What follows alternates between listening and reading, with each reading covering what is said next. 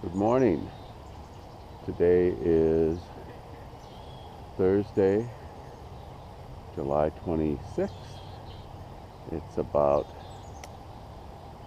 7 o'clock in the morning on a beautiful, cool morning. We had some Canadian air come in from the north and cool us off. It's nice and dry. Thanks for not making me do this alone. We're going to be exploring the Hidden Beach area, and I thought I'd give you a little rundown. Right now we are at 21st Street and the Kenilworth corridor. We're looking north. You can see the corridor there on the right and the freight rail on the left. One of the reasons why we're doing this is because probably at the end of this year, the beginning of next year, they're going to be doing a lot of construction here, presumably for the Southwest LRT. So we sort of want to document what it was like before here. So here we're looking to the north. Going to do a little 360. Here we're looking to the east, obviously where the sun is rising, towards the city, and then to the south. You can see the bridge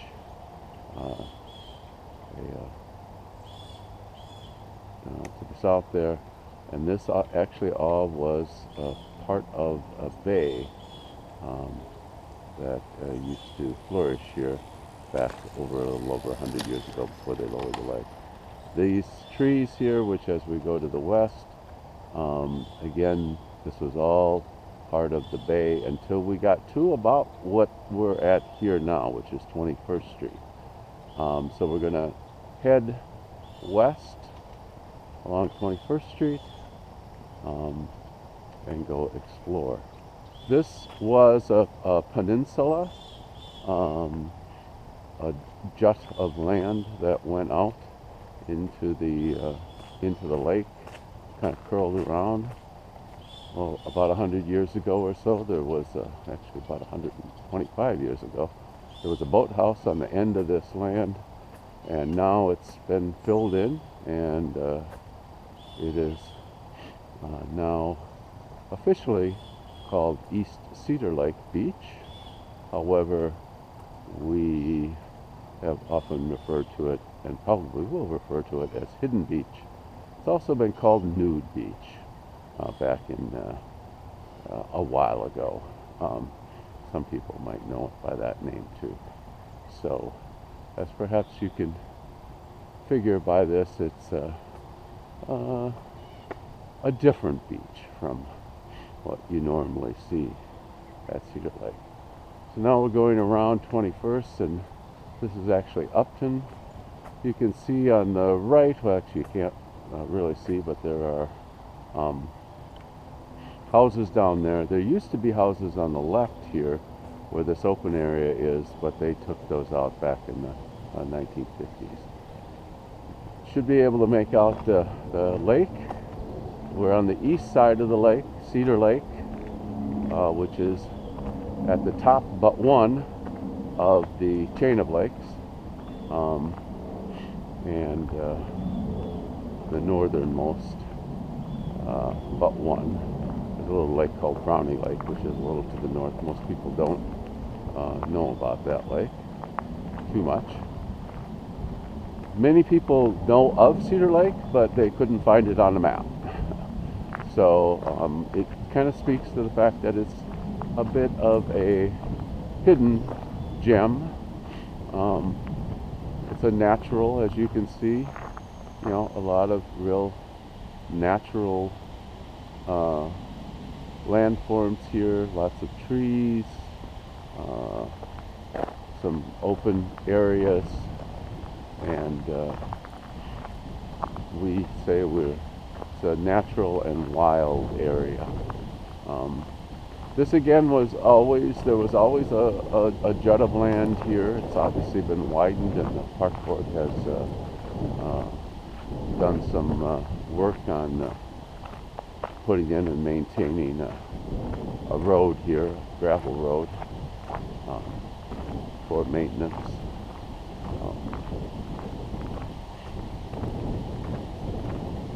What we're going to do is walk down to Hidden Beach, and then we're going to meet Keith Prussing, who is the president of the Cedar Lake Park Association, and let him talk a little bit about the area and what the Cedar Lake Park Association has been doing in this area for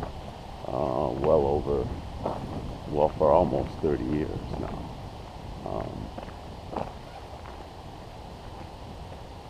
It is about, like I said, it's about 7 o'clock in the morning, and so I don't expect that there'll be a lot of people here. It's also going to be a fairly cool morning. I don't think it's going to get into the 70s today. So you may not see the number of beach users that you would on a normal summer day, where it's reaching into the 80s. It does get fairly crowded here. But we have it pretty much to ourselves. We're heading up. This is all pretty much done by human hands. The beach was, legend has it that the beach itself was helped along, put into shape by homeless people, by people who frequented the lake. And for most of, until probably about 4 or 5 years ago, this was just an unofficial beach. At about that time, the park board took over. The park board officially designated this as an official beach, one of 3. You can see what's often called North Beach or Cedar Point Beach directly across there. See somebody who looks like they're swimming. One of the things that people do is go out and swim from Hidden Beach to North Point Beach. And then here's the north end. There's a marsh area we may get to later. And as we pan around, so this is the west side. The west side tends to be much more developed. There's houses on the west side. You can see, should be able to make out the top of Jones Harrison there. And you really can't see the South Beach, which has just been reopened. You can see there's a marsh area here. Cedar Lake is one of the few lakes that has a pretty substantial marsh, both here and then on the northwest corner of the lake. And just panning around, you can see some of the amenities, some of the infrastructure that the park board has put in fairly recently.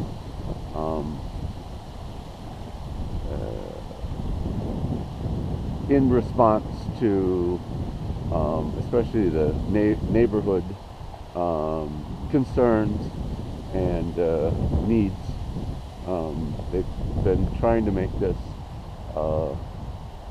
more family-friendly place. It had a reputation for being somewhat of a wild area, and frankly, there's been some controversy about Hidden Beach. But we'll talk about that a little bit more later. So you can see it's fairly extensive. This has really been worked on in the last few years. They've been obviously putting in chairs and dumpsters, little picnic area, benches and tables, and they have eradicated a few things. There used to be a mud pit over here, and there used to be a kind of a mud pit um, caretaker who would come up and kind of sing out, "It's ready," but that has gone away. So now you can see more marsh here, and then as we get up to the northern part, probably the most extensive area of marshland is in that northeast corner, where historically there used to be, a long time ago, about 150 years ago, a little creek that ran from Cedar Lake on the northeast corner to Bassett's Creek, but that was buried, destroyed many years ago, probably by the railroad when they came through on both sides of the lake. But you can see it's still lovely in a very natural way.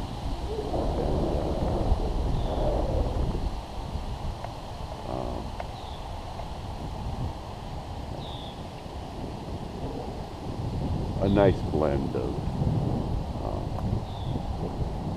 human amenities and natural landscape, or at least second, or as I call it, sometimes third nature landscape, where it's gone through many uses. But like I said, this at one time, right around here, there was a boathouse and water surrounding it. A guy by the name of Ed Dingley ran it for a while. And now what we're going to do is we're going to meet Keith Prussing and talk to him for a while.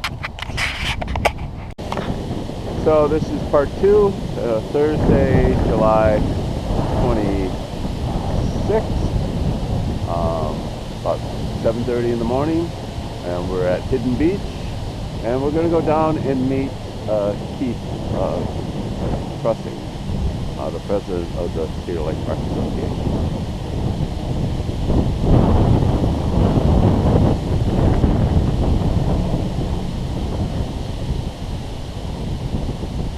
Hi, Keith. Good morning.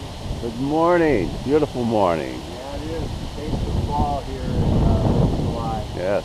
And we're down here at Hidden Beach on the east side of Cedar Lake. I'm Keith Prussing with the Cedar Lake Park Association, and we're just out here looking around. So Keith, how long have you been a part of the Cedar Lake Park Association, and what got you interested?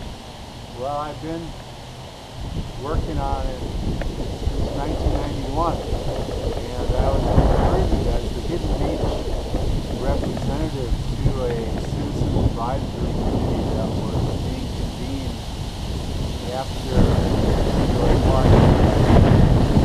And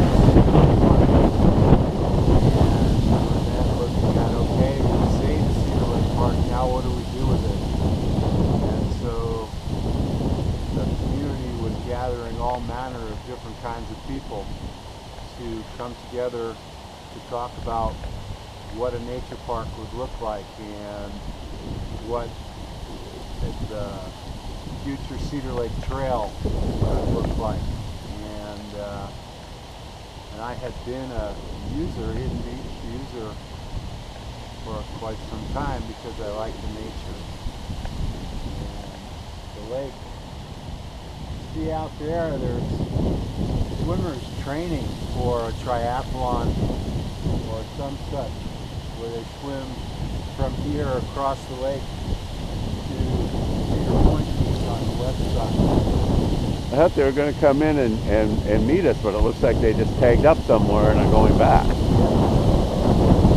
long swimmers, there's not very many places in the park system to do long swimming. And here at Cedar Lake, it's great swimming in the early morning. So kind of a unique part of a feature of the lake that we have these two beaches that they can kind of swim back and forth. Yes, and if you look down by where the sailboats are, if you can just see them, right around that corner is the third beach on Cedar Lake, which just underwent a major renovation. That's South Beach. And right to the left of those boats is the entrance to the canal that goes over to Lake of the Isles. Looks like somebody maybe just came out of the canal. Yes, kayak. A kayak. Yes. You like to do a little kayaking yourself from time to time. Yes, I do. This is a great place to kayak because there's so much diversity, there's so many views.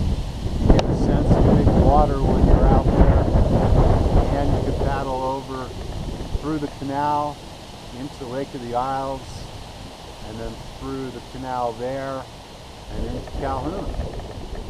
So, and that's something that many people do because there's canoe and kayak rentals on Lake Calhoun.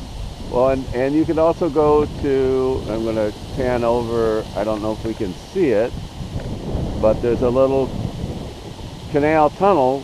I don't know if you can see it there. Yes, just below the building. Yep. And that, where does that go? That goes over to Brownie Lake. So there's actually 4 lakes that are connected. So it can be a great fun. And what are these things on the shoreline here? Well, that's art. Ah, Hidden Beach can be a very creative place with creative people, and so for many years people have been coming and they pile the rocks up and then they fall over or get knocked down and then they pile them up again. And over. Hey, I see, looks like a loon. ah, yeah. Out on the lake. Yeah. Haven't heard them call yet, or her, but Maybe they will call maybe. for us. They don't. My understanding is they don't stay here, but they come through from time to time. Yes. Although maybe I'm wrong about that. Maybe we do have them there. I don't know. I've never seen a nest. Yeah. Usually at this time of the year, it's the unpaired loons, the ones that didn't find a mate or a youngster. And that's probably why it's by itself. But that's a treat to see a loon Yeah. here this time of year. Yeah, I think I've heard them in the spring and the fall come through, but Yes. not too many are. It's probably a little bit too populous here for loons. Like it kind of quiet. Yes. And so if you can picture right now, nobody's here. We're here in the early morning. But on a warm, sunny day, the beach is packed with people. Chairs that were provided by the Kenwood Neighborhood Association as part of the multifaceted program that we've all been working to make Hidden Beach more family friendly, and it's succeeding. We had earlier in the year we had Shakespeare performing a performance of Shakespeare doing Romeo and Juliet by the Classical Actors Ensemble, and on the same day the portable sauna from Sauna 612 was here. I gotta watch the loon take off there. That's definitely a loon because you can see how long it's taken him to get off the ground. Yep. Well, I guess he didn't get up. He didn't make it. But that was just for us. yeah. Here, come on over this way. I want to show you the new acoustic performance space that's been developed. Now, Hidden Beach has come quite a ways from its earlier days of being bare-ass beach. It's an official beach now called East Cedar Lake Beach with a lifeguard and a boat. And again, part of the program, there's about 5 truckloads of new sand this year. And right here we have the kids' toys, Ah, which are just toys that have been donated and left as a thing for the children to play with. And they're having a great time. And under the tarp over here are logs, because the log rolling club rolls logs in the water all summer. And they have classes and other kinds of things. I was wondering what was under that tarp. Yep. So There we go. you can see the logs, and it's great fun.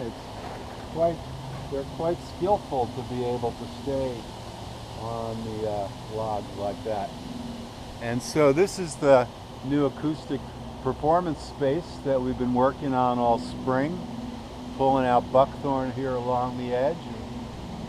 It was a great place. The inaugural performance was the Shakespeare that I mentioned, and it worked great. And there were over 24 actors moving through the space and about 100 spectators around the edge. With the lovely marsh in the background. I was saying earlier on the earlier tape that I think Cedar Lake is one of the few lakes that has extensive marshland anyway.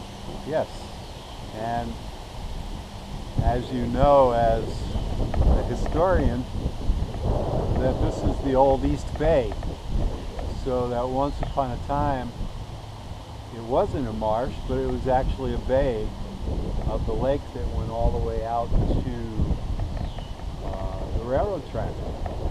And that where we're standing now was where a boathouse was, and it was an island. This was when the lake was several feet higher before they dropped it. Or a peninsula anyways. I think a thin sliver of land, but not much. So yeah, there's been a lot of extensive work. I think who knows how many tons of sand have come in. Yes, they put some in this year, and then they put some in about 6 years ago, and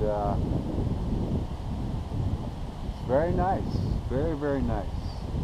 And the benches up there are part of a project that someone came up with called the Good Bench Project, and they make these benches and they put them all around here. This is the first year of it, and there were 8 benches that were brought about back in June, and nobody's burned them yet.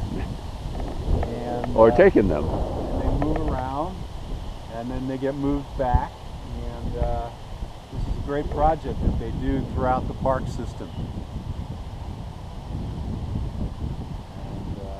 And I'm guessing that the park and the city has kind of gone to these chairs, plastic chairs, and just sort of leaving them around Nicollet Mall and stuff. And I'm guessing it's just part of the budget. They figure that they're going to probably have to replace them. I mean, everything has to be replaced from time to time, but that it's worth having them for the public to use.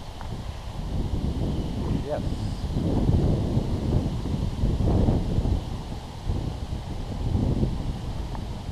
Standing in the area right here where several years ago, in the interest of public safety, they brought in a bunch of crushed rocks so that the first aid people, if there was an emergency, the first aid people could get in here and be able to turn around and save the day if it was necessary.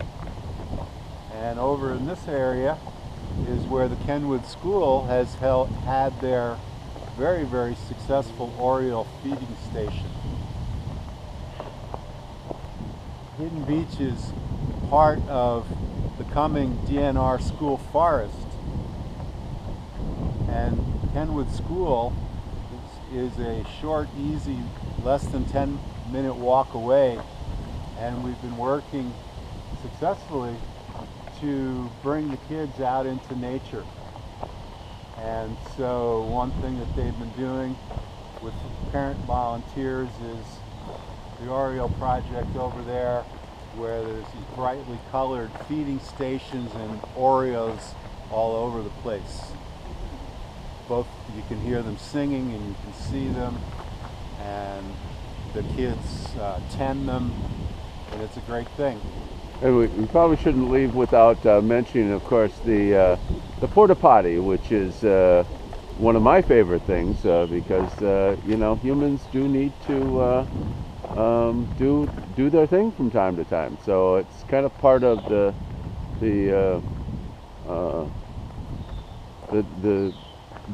new reality of the Hidden Beach area as we have these amenities. Yes, and how all this has been cleared out. 15, 17 years ago, this was a thick buckthorn forest with a skinny path that came down, and it's been cut back and being maintained by the park board like it is. And happily we were able to go around and tag some of the greenery along the periphery of stuff we'd like to keep, and they've done real good in leaving it alone. Yeah, it's really visually opened up the area quite a bit, and I think it's fair to say, I think you had mentioned before, there was some controversy about Hidden Beach, and it was never until recently an official beach, and so oftentimes there were activities here that were a concern to the neighborhood and to other people. Yes, and the activities both in the park and then also as people would come and go 24 hours a day, and its impact on the neighborhood. And so that's been part of the driver to clean it all up and make it more family friendly, and it's being a success. So now we're walking south on the Lakeshore Trail, which is a trail that goes from the canal to the south all the way up to the Mound and the Cedar Lake Prairie and the Cedar Lake Trail to the north. It's about 0.66 miles through the woods. And we're really walking on the bay right here. I mean, this used to be part of the bay, but there are these mounds over here. Yep. So we'll be coming around this corner, and then we'll be walking up, and it looks, whoa, we're on a ridge. And really what it is the beginning of the Public Works dumping ground, where after they drained the bay, after they lowered the lake, it opened up all this land, and so they thought it was a good idea to haul in truckload after truckload of building debris and road debris, and so you can see all this concrete. And here's some nice tar. This is all just a big dump back about 50, 60 years ago, and then it got sort of covered over, and so people now kind of think that it's a hilly place, but indeed it was really a shallow bay until they lowered the lake about 6 feet, and it sort of dried up. It's had a lot of different uses, I think, safe to say. Over the years, from time to time, we've come and wood chipped this trail, and wood chipped the grade and turned into dirt. Nonetheless, now we're coming up to what we call Linda's Spiral, which was installed in 2001 in order to honor a woman who lived near the park And so the Cedar Lake Park Association was involved in designing and installing these 13 rocks, and we're very oriented towards spirals, so you can see that the rocks are set in a spiral, and then if you look at the main piece, more spirals, and those are some lines of verse that Linda Jadwin created, the woman who this is in honor of. And so this has now evolved into a illegal fire pit, and you can see the scorching of the rocks because some people think that's a better idea. But here is a place that's become a natural classroom for when the kids come out. We're still in the school forest area, and they'll come here and they'll read out loud, or they'll sing songs, or they'll just sit quietly and draw and contemplate. So we never had any idea that that kind of use was going to come, but as often with things that we do, things unfold organically. And you can see how high they piled the debris. We're now probably 15 to 20 feet above the lake shore, and it made for some interesting topography. And use. Yes. Now this is an area also that we did a Eagle Scout project where an Eagle Scout designed, the troop came in and they removed buckthorn all through here. It created this bench because in the midst of all the debris that was brought, there's some really nice pieces of rock. And so we set this one on its side, and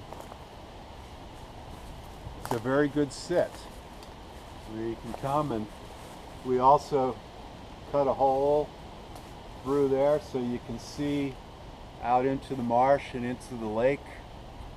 And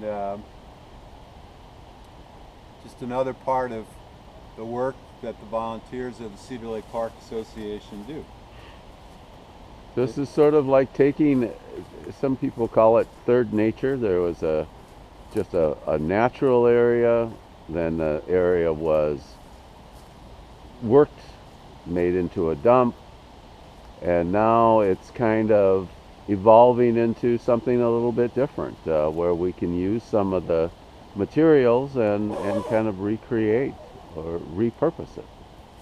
And piles of cut down buckthorn, which there is just no shortage of buckthorn in the park, and I see the spiders have really been busy in these piles.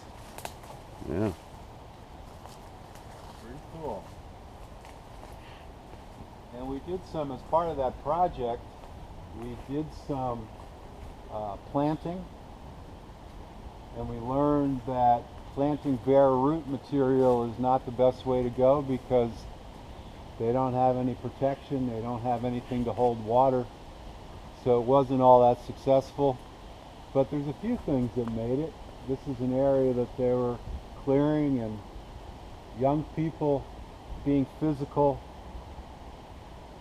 have a great time coming after buckthorn and cutting it down and pulling it up. Some of what we do here, rather than pulling it, is that we cut it and then cut it more and strip off the new vegetation, and then it eventually dies because citizens are not allowed to use poisons, and we don't want to use the pesticides anyway, at least minimally, because of water quality considerations and people's health considerations and stuff like that. And so we're continuing on the Lakeshore Trail. Now this is an example, we just looked at buckthorn cleared. Here's an example of what nature does with a vacuum.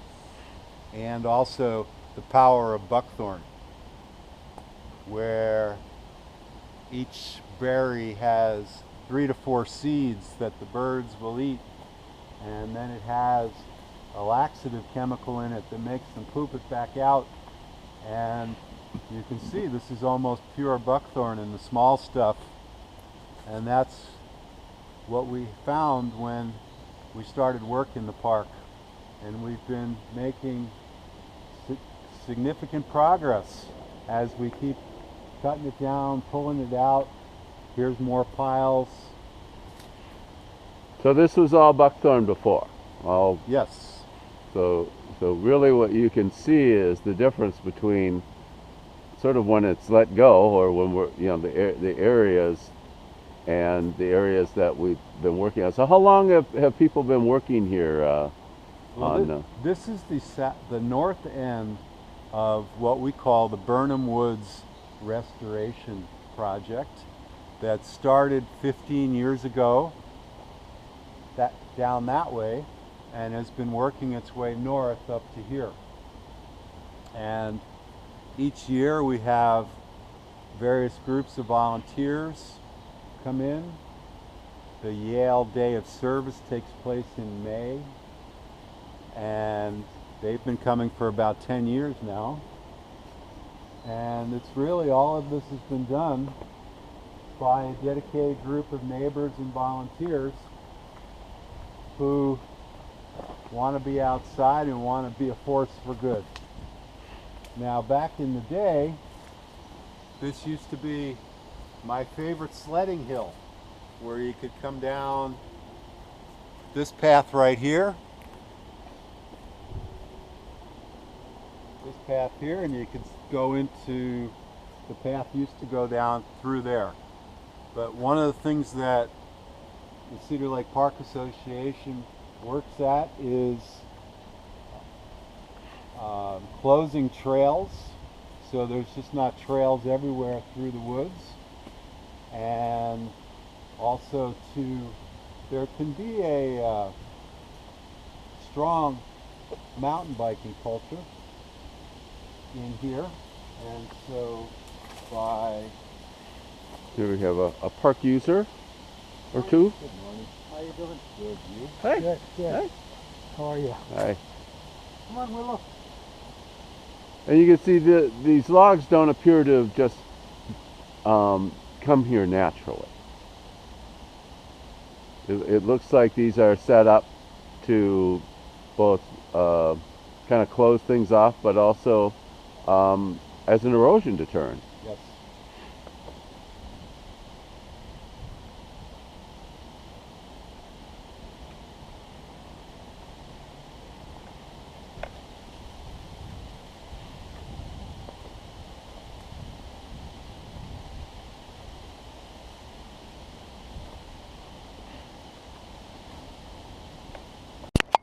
So here we are by Burnham Boulevard over on the southwest corner.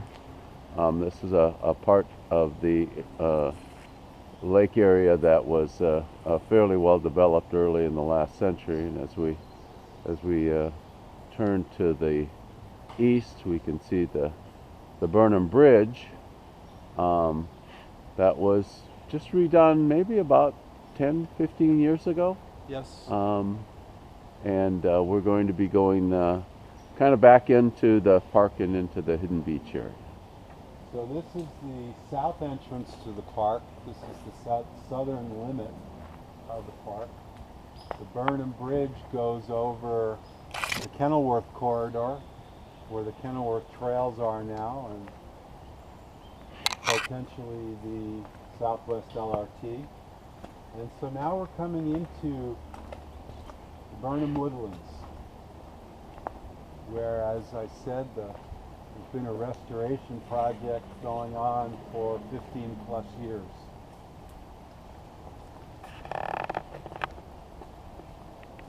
And who is spearheading that?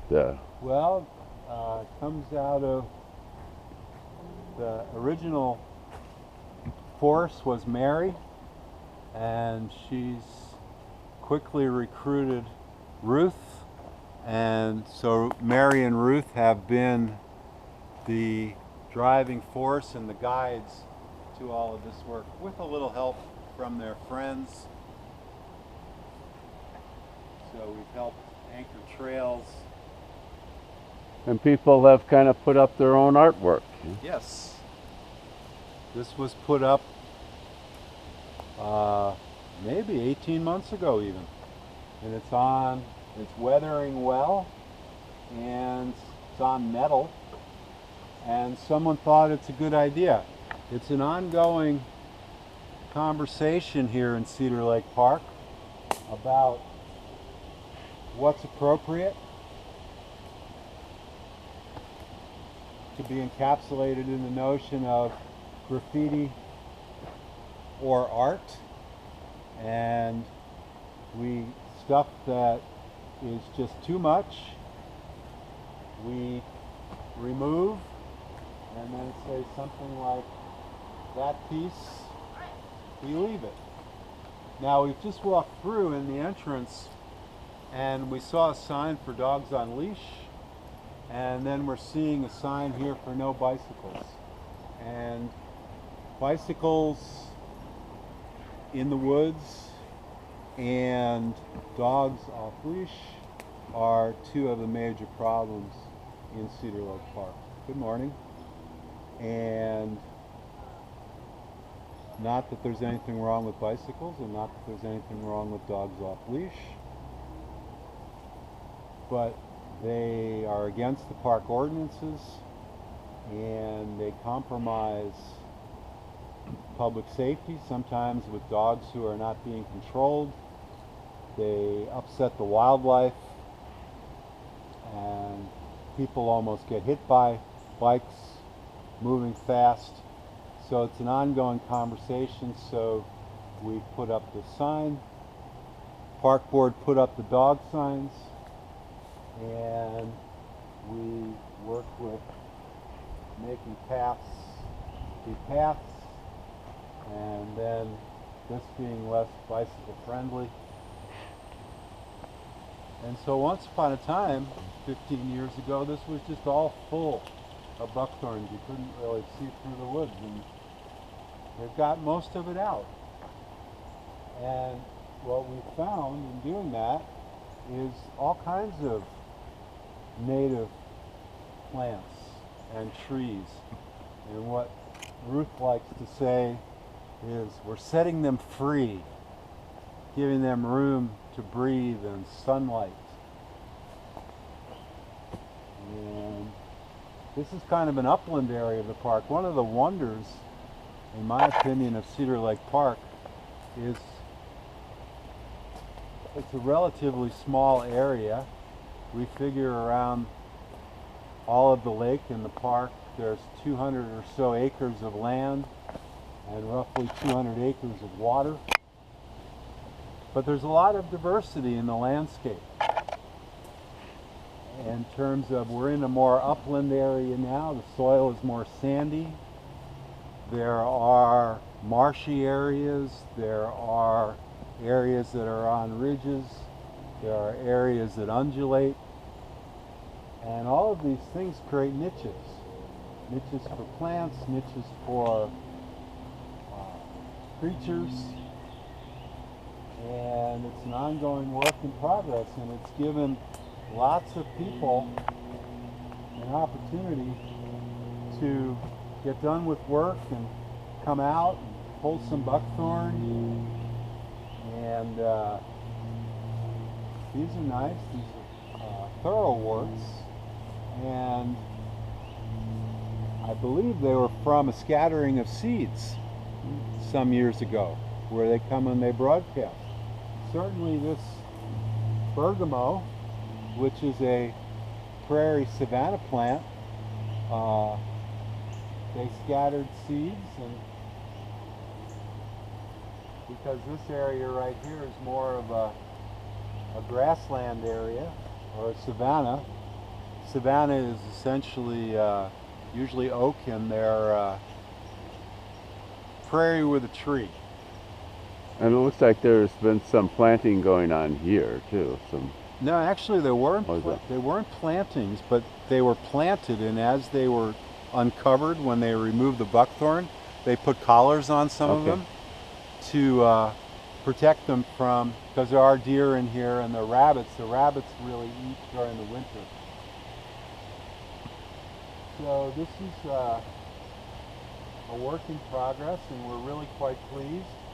And this is really marvelous. I mean, when you think that this was all buckthorn, and they've done a tremendous job of clearing it out and kind of creating this open area here. Yes, and these are all sumacs that we bought and planted some years ago. Another native plant which happily seems to outcompete buckthorn. And you can see, and they're all volunteers, the namesake cedar trees, eastern red cedar they are, and there's another one over there, and you can see how the thoroughwort has spread. There's even a third one here, a fairly tall one in the. Yes.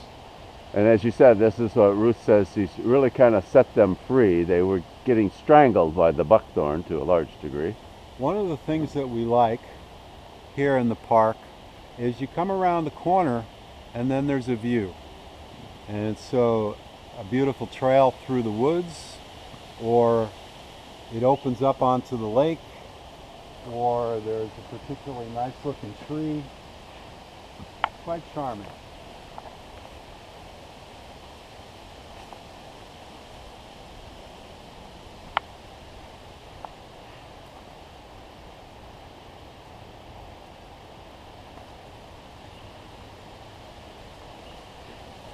And it seems like that, though we have several different groups and peoples in here, they're somewhat converging.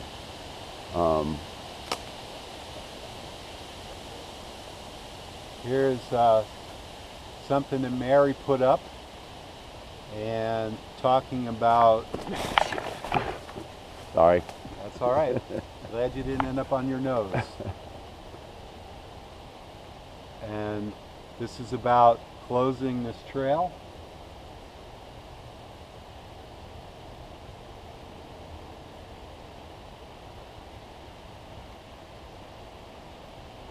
So people really take ownership of this area. Stewardship.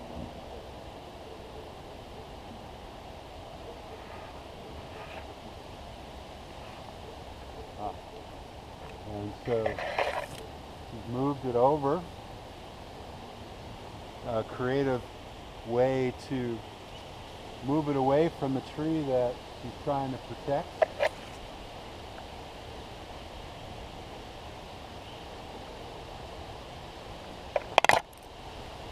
And I want to, boy, look at those cedars, how happy they are. Mm-hmm.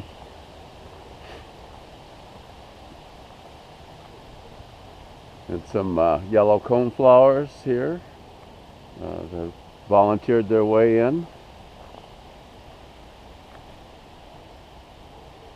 Yes, and this is an apple tree of some kind that came in. So it's fun to go around and you see what you see. And so this is some example of how they work in here, where they make big piles of debris and they take some of it and lace it into walls along trails. We're coming into one of the best examples of this. This is just out of the school forest, but the kids wander up here and they call it Buckthorn Village. And just look at this wall, what an undertaking.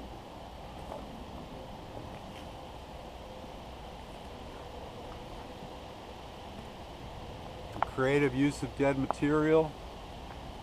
I love the curve. And makes for a very interesting walk, and the kids just love it. And now I see its future, which is the vines that are coming over it. So it's almost kind of a work in art in progress. Yes. isn't it? Yes.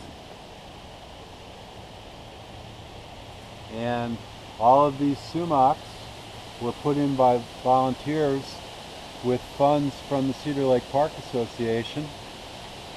And they're doing just great, and they outcompete buckthorn, which is a very happy thing. And it'll just be beautiful yellow, red, crimson in here in just a few weeks, I guess. The park really is a four-season place because now it's thick and the views are obscured, and then autumn will come and things will turn colors and it'll be gorgeous for that. And then where we're standing now, and the lake is through there, which you can't really see it, but once the leaves come down, then there's a great, because we're pretty high up here, there's a great views of the lake.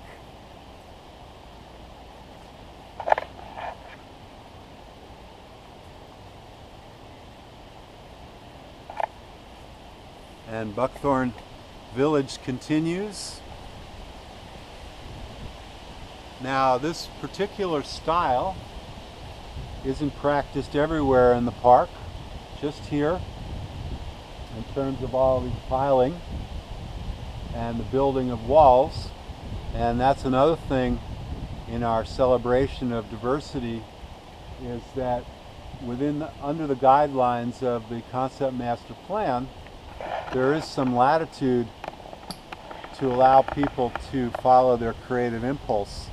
And so this style is something that Mary and Ruth developed, and in other places we haul the buckthorn into piles that will become habitat for creatures.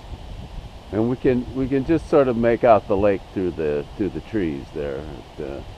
As you said, though, in the winter you can come up here and really get a great view of the lake. So. That's a nice thing. Both there are a number of places which you can get higher up above the lake and have those long views. And particularly in the north, there are benches periodically to see the sunset or to sit underneath a 100-year-old white oak and view the lake. There's really a lot of different opportunities to engage with nature or to go quiet with oneself throughout the park, what we call nodes of engagement, so that the park largely has the wild quality, and yet it's accessible to people of all abilities, including differently abled people. There's the opportunity to get near the lake in a wheelchair or on crutches. Just not everywhere. And we're standing above where we were looking at those sugar maples earlier and the big dead trees on the Lakeshore Trail, which is we're up on top of a plateau, and it's at the bottom there about 20 feet down.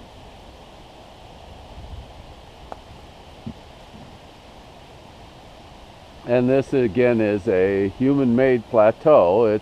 It's all junk underneath, but Come look at this again.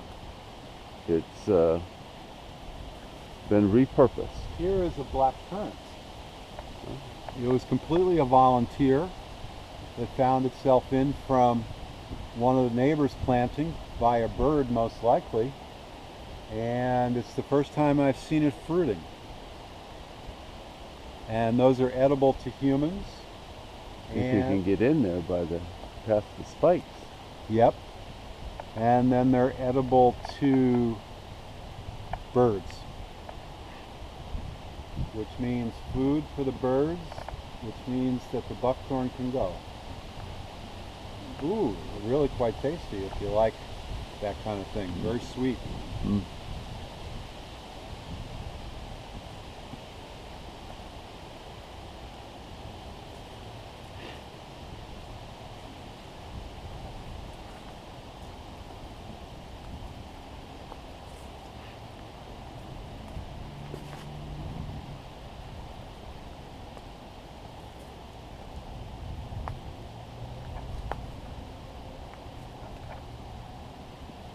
And are there opportunities for people to engage here, to volunteer? Yes, yes, reach out to us. We have all kinds of volunteer opportunities all throughout the park, and if this particular part of the park is to your liking, then you can be connected with Mary and Ruth. If not, we have all kinds of things going all around the lake in terms of plantings, in terms of buckthorn removal, in terms of trail work, in terms of community engagement. So again, you know, it looks like we're just standing upon this natural hill, but indeed what we have is tar. We have chunks of cement and tar.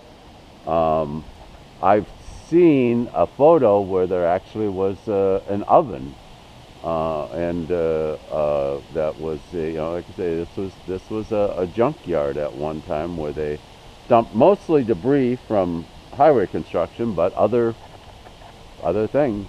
Yep. And we were talking earlier about art and graffiti. So someone felt that that protruding piece of concrete was a canvas and decided to paint it up.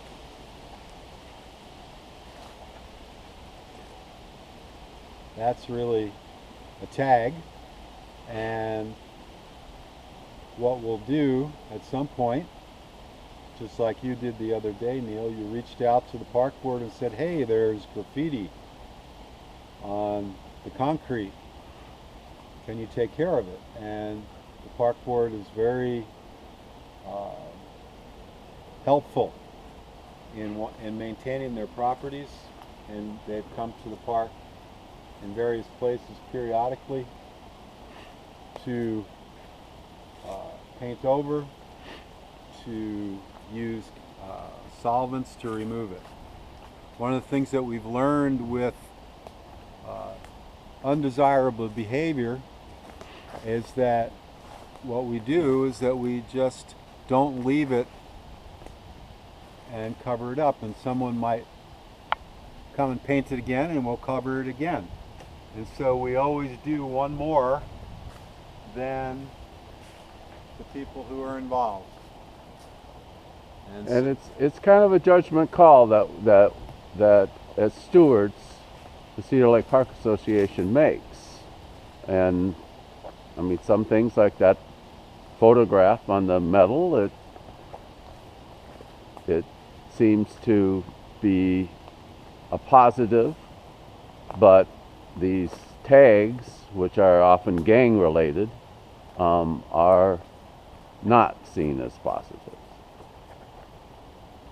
So this is some recent work. This is the very edge of the northern edge of the Burnham Woodlands, and what's been done here, you can see all these posts, and what they are is high cut buckthorn.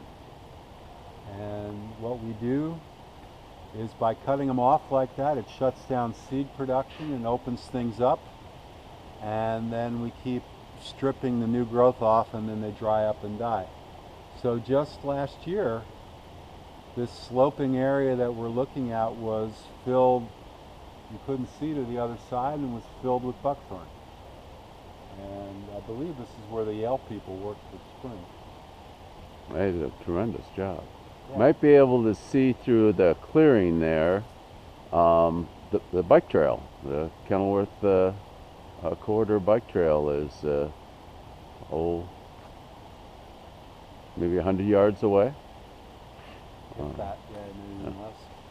And so one of the things, in a historical perspective, we look down, we're standing up and we look down into a valley, and then it comes back up. And back in the day, what that valley was the road, one of the roads that went through the dump as they came, so they would have access into the heart of the dump to be able to dispose of the debris one truckload at a time.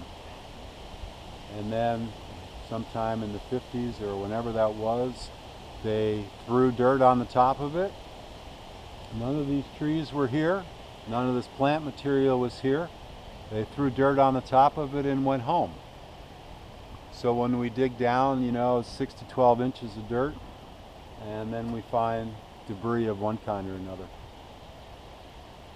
But it's amazing what nature will do with. Of course, nature abhors a vacuum, and it's provided that undulation that makes for a different plant life. There are 4 zones of planting. There's wet and dry and hot and cold. And different species prefer their microclimate. And so when you have shady and sunny, when you have north slopes and south slopes, it all creates these little niches for some particular vegetation and the creatures and funguses and all that go with them. So this here was one of the main access roads that goes all the way down to the bridge and then comes back down to Burnham Woods, Upton Avenue by Hidden Beach. And this little area in here, which is probably the most ruggedly hilly of all, the bike people have evolved a kind of a challenging course for BMX and mountain bikes, and they pretty much got them confined to right here at this point.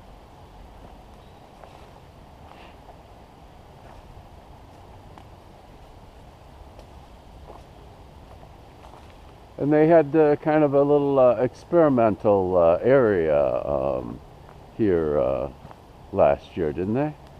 Oh, yeah, this is where they brought the goats. It was a pilot project to see how goats would do in removing buckthorn in the park. And so they did that here, and they did that at Worth Park. And so they fenced off the area beyond the orange ribbon and brought in 80 female goats and let the goats munch.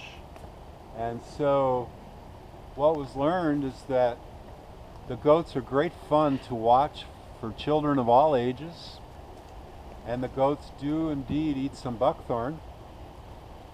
But what was also learned is that they churn up the forest floor. They eat things that you don't want to go away. All the buckthorn that they eat grows back, and they ran out of food. And they don't do anything to the mature buckthorn. Where they do well is for buckthorn that's a foot high, maybe 2 years old, is probably because they don't eat wood. So we learned that the goats don't really have a place to be useful in a park like this. Where they can be very useful is in very steep ground that's hard for humans to access, like along the Kenwood or the Bryn Mawr Bluffs, and that the goats can move through there and really keep the buckthorn down. Well, it looks like, I mean, they really totally denuded the land here. I mean, it really hasn't a lot hasn't grown back. It's probably prone to erosion too, which is an unfortunate byproduct. Yes, one of the things that comes, I mean, aside from the eating, like I said, 80 some odd female goats, that's 320 hoofs, and they're walking and scratching and all the rest of that, and it creates the grazing creates quite a churn. I think we have a little movie that was made of the goats, if I remember right. Yes. And where would that be? Well, the video is on Facebook at Cedar Lake Park, and I think it may be on our website, but for sure at the Facebook page. Now we're walking back up to, this is a real good example of the debris. And then you can see what nature did. And then you can see what bike people did. This must have been like almost a parking lot in here as we come back towards Linda's Spiral, having looped around through the South Park.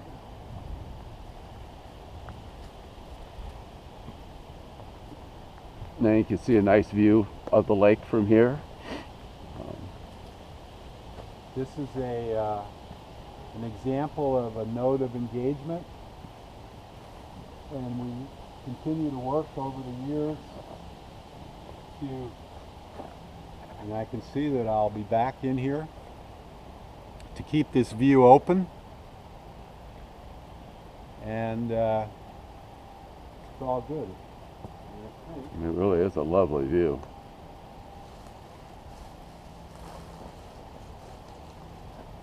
One of the things that we've learned, so that if we leave that fire looking place there, it invites another fire.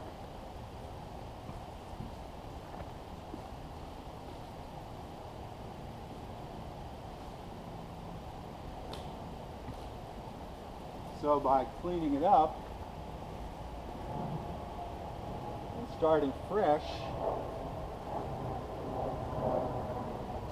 doesn't make it so inviting to build a new one.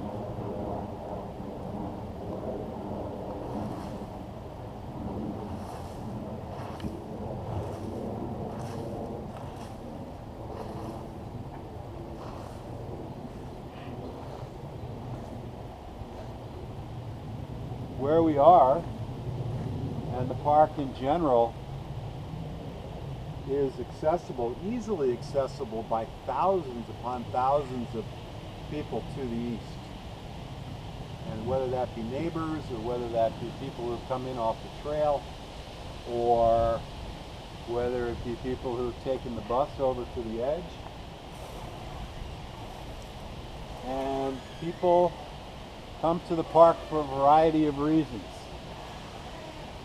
And so we're not against people sitting outside and having a time with a little fire, but there's a place. And you can see the damage that it can do,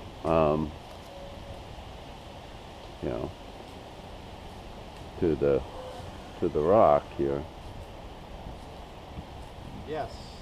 Which we've had some graffiti issues here too. This has been cleaned a few times, and brings to mind that Paul Simon song about one man's ceiling is another man's floor. Mm.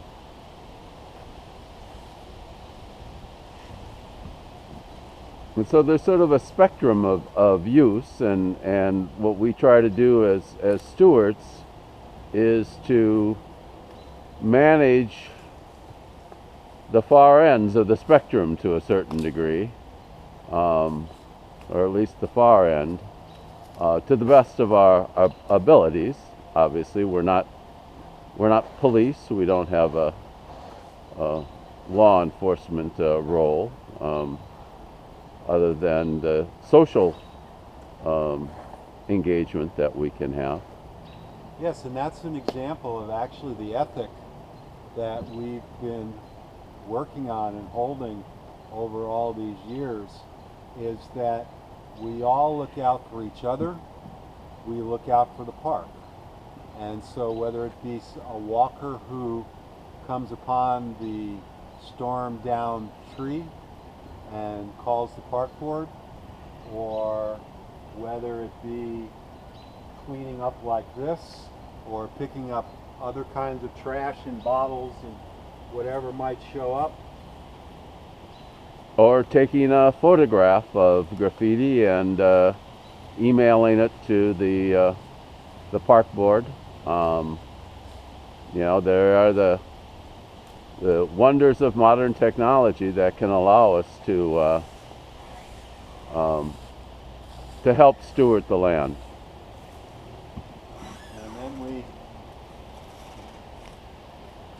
just come and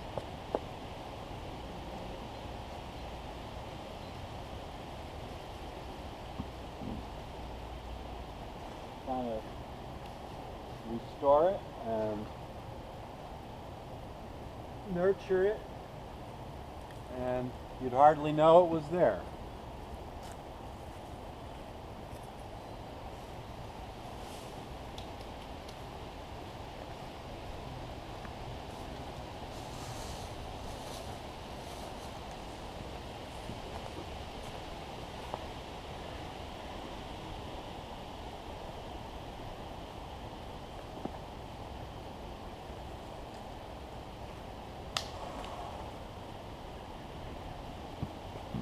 And happily it wasn't wet, so I didn't get particularly dirty.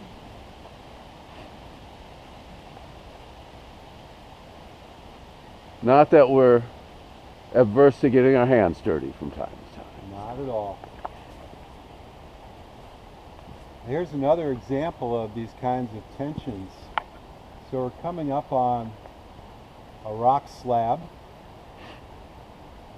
that once was sitting on a few pieces of concrete, and it was a bench.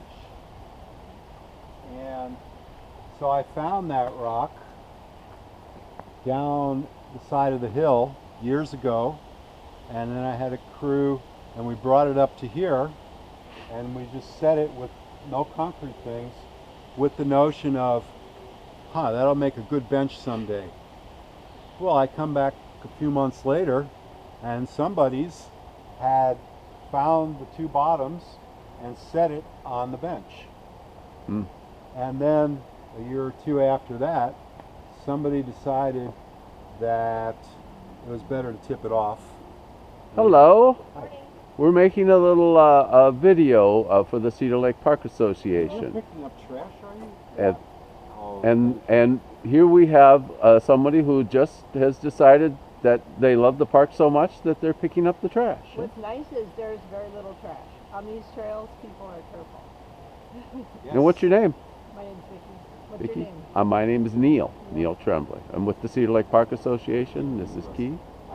And we're kind of doing a little video with our GoPro of the area and kind of documenting the transformation, evolution of the area. So, Well, good luck. thank you. And thank you for picking up the trash. Well, you're welcome. Yep, she's a good example of people nurturing nature. Now what we have here, you come over here, you can see the settling chamber. This is the outflow pipe for 63 acres of Kenwood, where all the storm water comes off the houses and the driveways and the streets and comes to Cedar Lake. Now happily,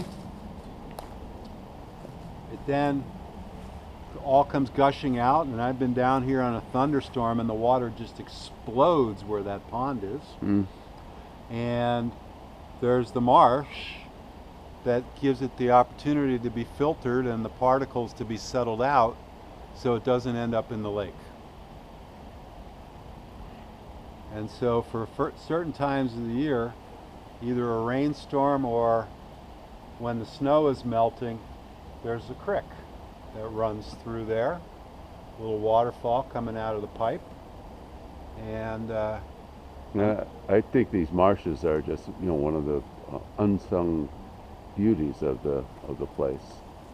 Um, like I said, I don't think there's any other lake that has certainly not this extensive of marsh. Yep. And there's wild irises in there, and the cattails. Cattails can be invasive. So one of the things we look out for, one of the ways that cattails propagate is that pieces along the lake itself, they break off and then the wind blows them to another area and these big plugs take root. And so having the cattail marshes is a lovely thing, but we wouldn't want the entire lakeshore to be cattail marshes because it disadvantages other things. But and as we were talking earlier, we're standing in the East Bay, which used to be under the lake.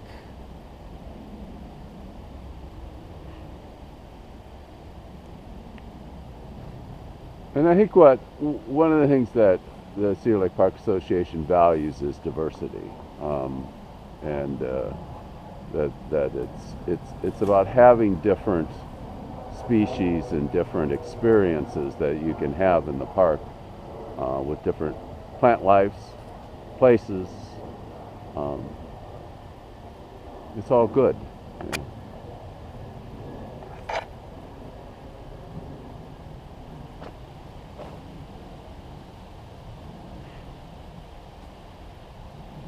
And we've always said too that the membership for the Cedar Lake Park Association is to love the park and want to be in it. We don't have any membership fee other than if you're in the park, you're a member. And that includes the Cedar Lake Trail. That includes the Kenilworth Trail, and really includes up to the Bryn Mawr Bluffs in the north, the Kenwood Bluffs to the east, is all in our vision of Greater Cedar Lake Park. Right now we're in the area that the Minneapolis Park Board owns, and some of these other, in the greater park, is owned by the Hennepin County Regional Rail Authority, the Kenilworth Corridor. The Bryn Mawr Bluffs are owned by a variety of different entities, and so we're working on saving the remnant land in the Kenilworth Corridor if LRT comes through, and they'll tear it up for a few years during the construction phase, and then afterwards what they need is a 75-foot corridor, but there is 42 acres of land left, and we're determined to see that land go to the park board to become part of Cedar Lake Park.